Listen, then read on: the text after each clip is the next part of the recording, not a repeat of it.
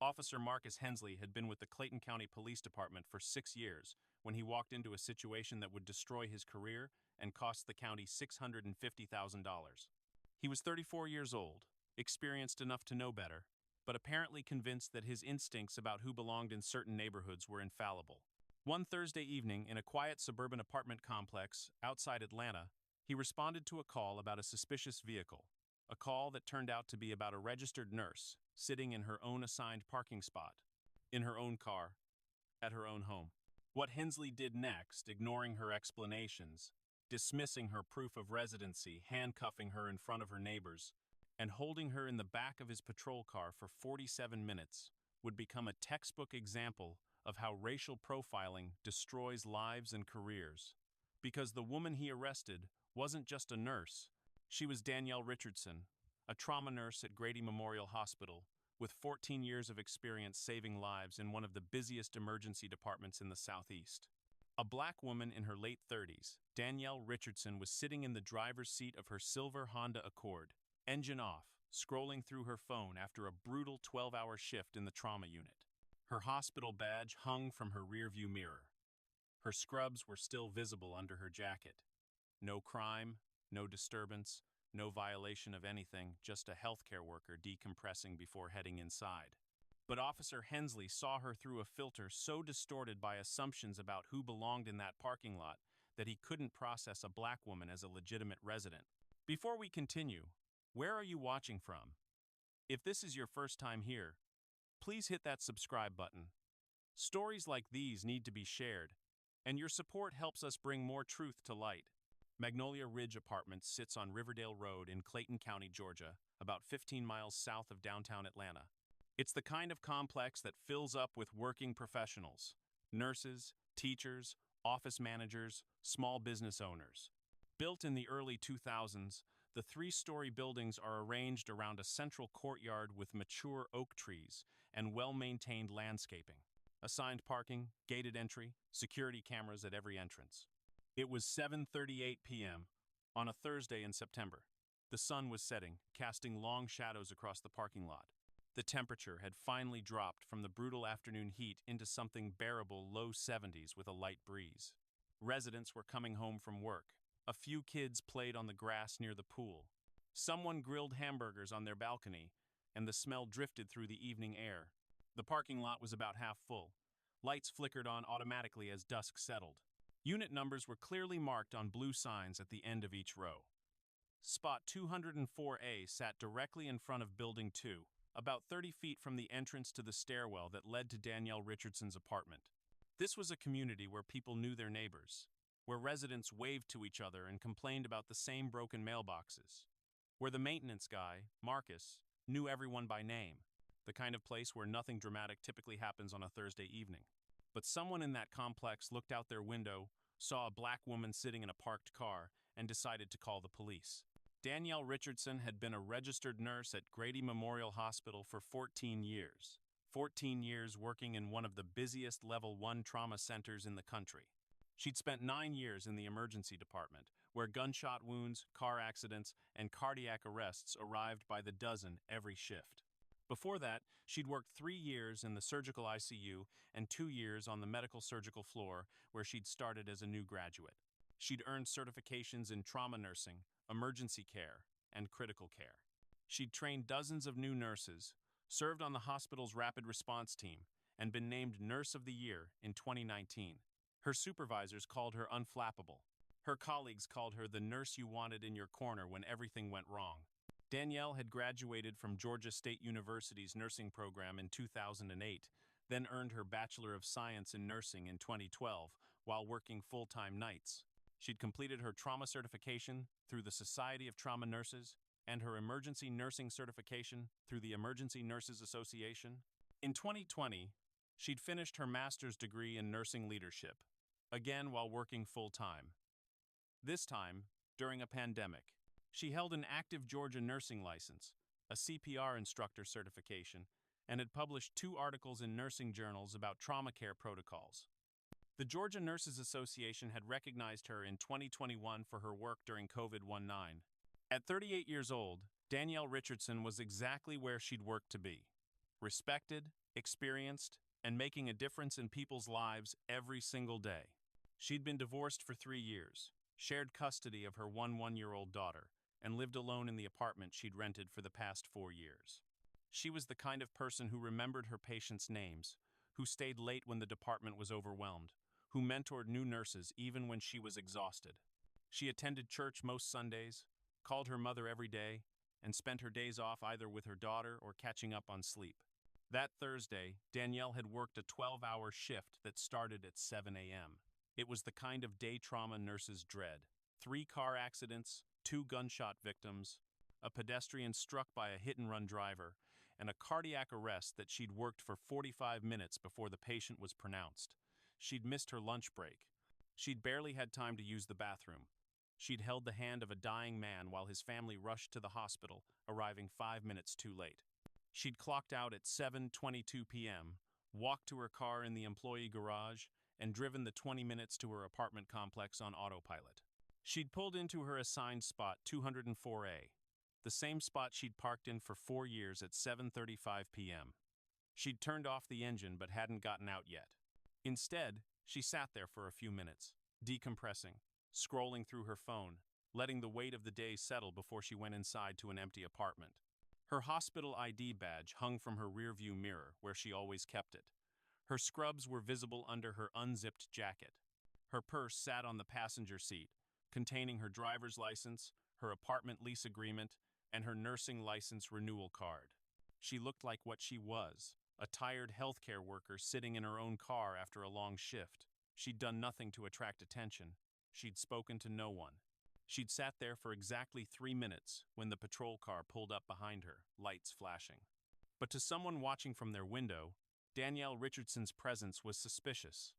A black woman, sitting alone in a car, in a parking lot that someone had decided she didn't belong in, and that person had called the police. Marcus Hensley was 34 years old. He'd been a patrol officer with the Clayton County Police Department for 6 years, following 3 years with a smaller department in rural Georgia. He was described in evaluations as confident and assertive, but supervisors had noted he sometimes needed improvement in community relations and de-escalation techniques. His colleagues knew him as the officer who trusted his gut sometimes too much. In 6 years with Clayton County, Hensley had compiled a record that should have raised red flags at every level of supervision. 9 complaints. 9. 7 of them involved allegations of racial profiling, excessive force, or unlawful detention of black residents. 3 had been sustained, resulting in written reprimands and mandatory training. The other 6 had been closed with findings of insufficient evidence or not sustained, despite witness statements and, in 2 cases, video evidence that supervisors deemed inconclusive.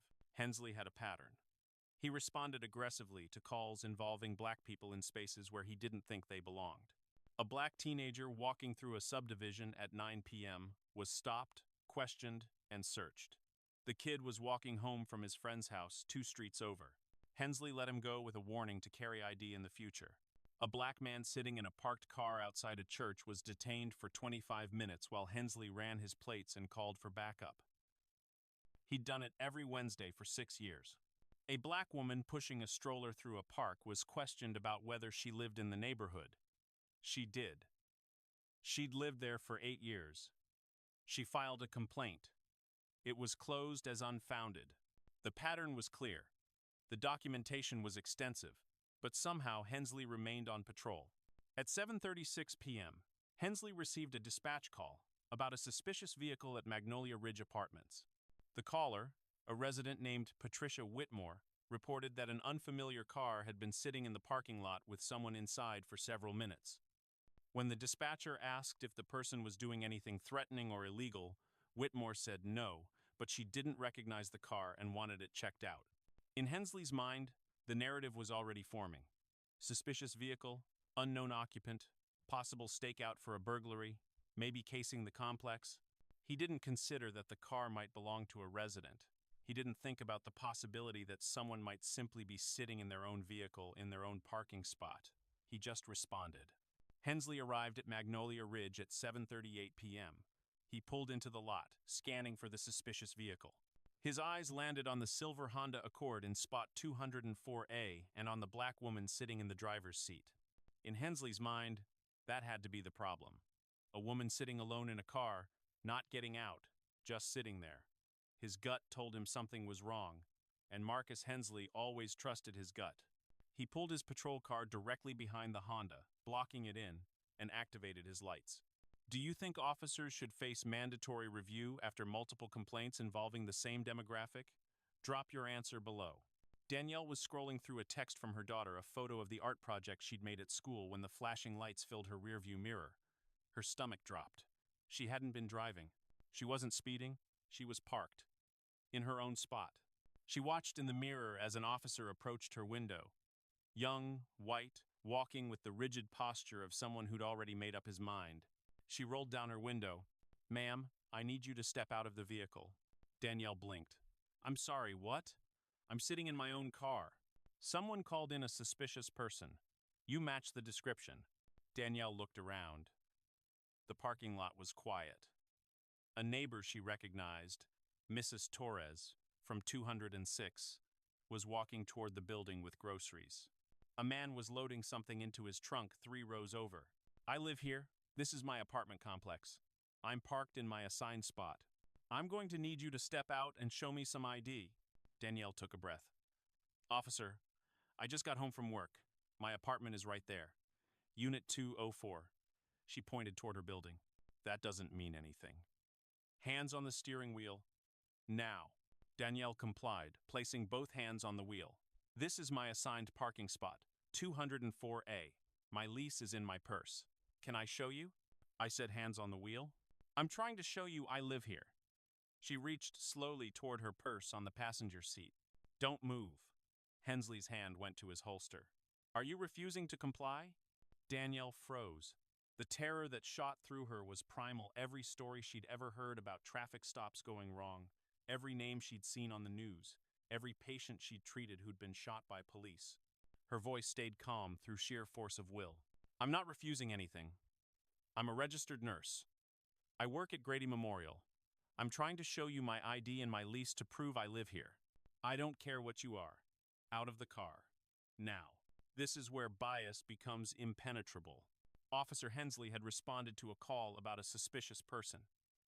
When he arrived, he saw a black woman sitting in a car. In his mind, that confirmed the complaint. Every piece of evidence after that, her calm demeanor, her explanation, her offer to show documentation, was filtered through his initial assumption. He wasn't looking at a resident. He was looking at someone who didn't belong. Danielle opened her car door slowly and stepped out, keeping her hands visible. The evening air was cooling, but she felt sweat on her palms.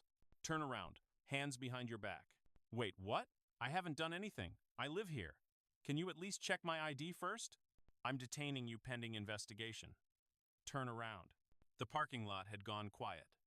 Mrs. Torres had stopped walking and was watching.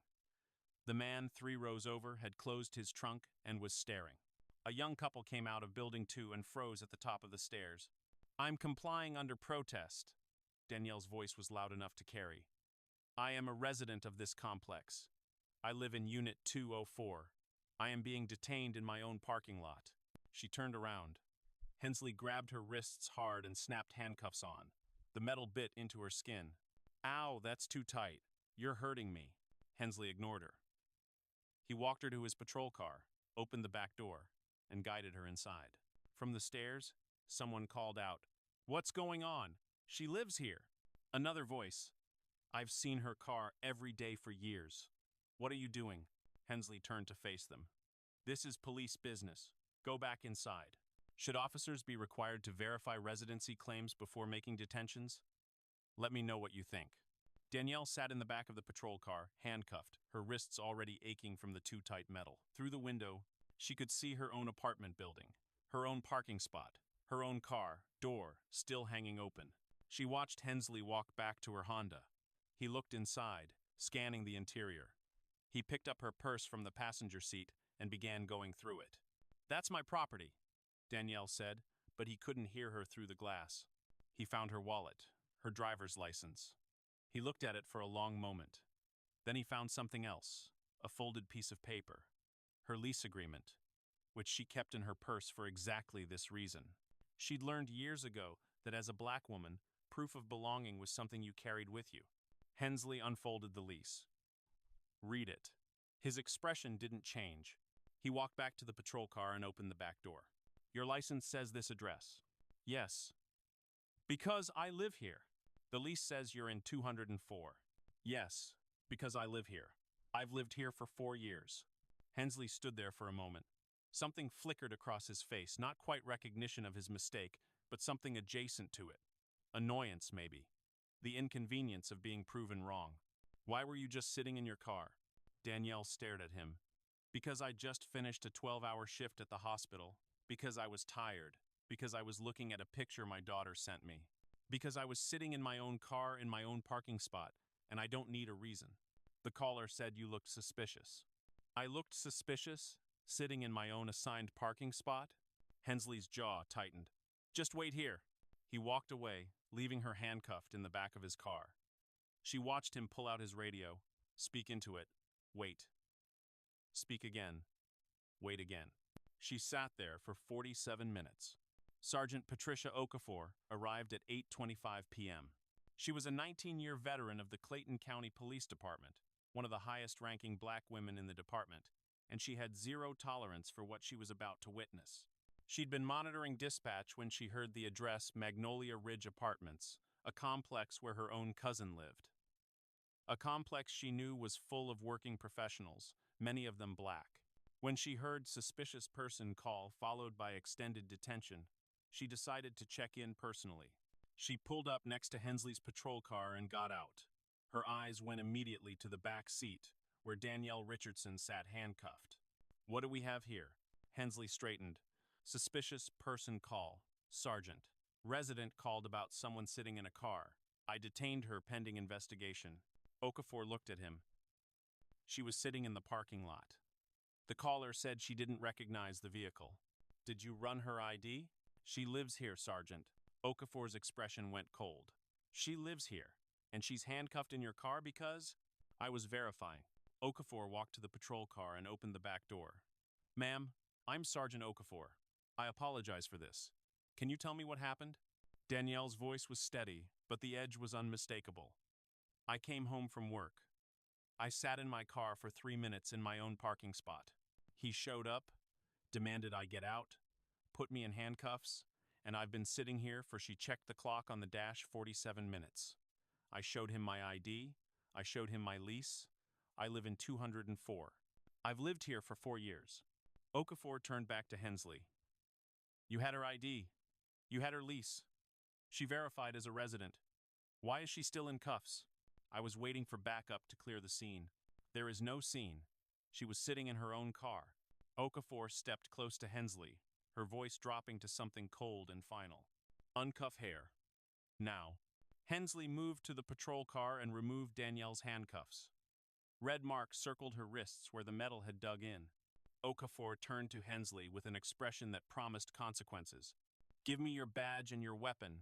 You're on administrative leave effective immediately. Sergeant, I was responding to a call. You detained a resident in her own parking lot for sitting in her car after she showed you proof of residency for 47 minutes. While neighbors told you she lived here. Give me your badge. Hensley's face went pale. For the first time, he seemed to understand the magnitude of what he'd done. He unclipped his badge and handed it over. Then, his service weapon. Okafor turned to Danielle, her voice shifting to something more human.